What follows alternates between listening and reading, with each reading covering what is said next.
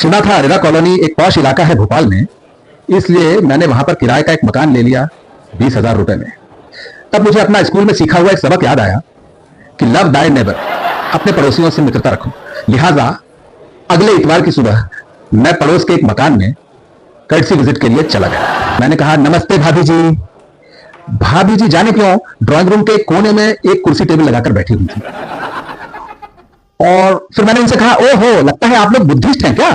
ये पूरे दीवार भर की एक बड़ी सी भगवान बुद्ध की फोटो लगा रखी है। मैंने तो हाथ जोड़ लिए, सिर झुका लिया।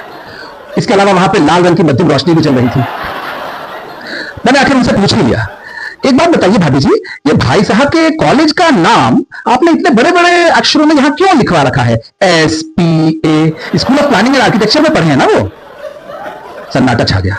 तभी आवाज आई, कमीने, तू स्पा के बीच में खड़ा है, किसी SPA में नहीं।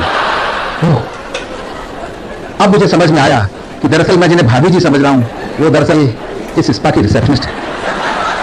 ओह अच्छा, तभी मैंने सोचा कि आपके मकान के बाहर वो 10-12 मोटरसाइकिलें खड़ी हैं, वो आपके स्टाफ की होंगी, है ना? जी नहीं, उन्होंने कहा, वो मोटरसाइकिलें लेदर फैक्ट्री के कर्मचारियों की हैं, जो ऊपर की मंजिल पर है। और हमारे कर्मचारियों को पार्किंग की जरूरत नहीं है, वो पैदल ही आ जाते हैं। पीछे के होटल में हमने 6 कमरे ले रखे हैं, वहीं से आ जाते हैं। मेरा तो दिमाग भनभना रहा था। तब मैंने खुद ही आगे बात बढ़ाई, इतना टेंशन क्यों लेते हैं? वही तो आजकल चल रहा है ना, क्या कहते हैं, मिक्स्ड लैंड यूज डेवलपमेंट। सुना ही होगा ना आपने?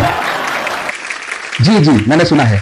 मैंने कहा, ठीक है, मिक्स्ड लैंड यूज है, लेकिन शराब वगैरह की दुकान आसपास नहीं है, इस कारण थोड़ी मोहल्ले में शांति तो है। उन्होंने कहा, हाँ, वो पास में नहीं है, वो तो बहुत दूर है। वो वही है जहां वो नया कन्या महाविद्यालय बना है। रेवेन्यू कमाने के लिए उसकी बाउंड्री वॉल में ही 4 दुकानें बना दी गई थी, जिसमें प्रिंसिपल के साले ने ही उस दुकान में एक कंपोजिट शराब की दुकान खोल ली है। पास में होने से सब कुछ इजीली हैंडल हो जाता है। वो मिक्स्ड लैंड यूज डेवलपमेंट है ना। सुनते ही मैं वहां से बाहर भागने को हुआ। जैसे ही मैंने बाहर भागने के लिए दरवाजा खोला, उसने कहा, तुम इस रास्ते से नहीं आए थे, बाहर जाने का रास्ता उधर है, और बंद करो उस दरवाजे को, वहां कोचिंग चल रही है। हमारे पास 8 केबिन है, उसमें से 2 केबिन हमने कोचिंग वालों को दे रखे हैं, वहां कोचिंग चलती है अर्बन प्लानिंग की। मैंने कहा, देवी जी, इससे पहले कि आप मुझे बताएं कि मैं जहां रहता हूं, मेरे मकान के बेसमेंट में अंतिम संस्कार मुक्तिधाम केंद्र है, क्यों ना मैं अपने उस प्रॉपर्टी डीलर को फोन कर लूं जिसका ऑफिस मंदिर के प्रांगण में है, और उससे कहूं कि हे प्रभु, मुझे जंगल में मकान दिलवा दो। और मुझे मालूम है कि वो हो सकता है, वो संभव है, क्योंकि ये मिक्स्ड यूज डेवलपमेंट जो है। This is my time, Prashant Shrivastava, thank you.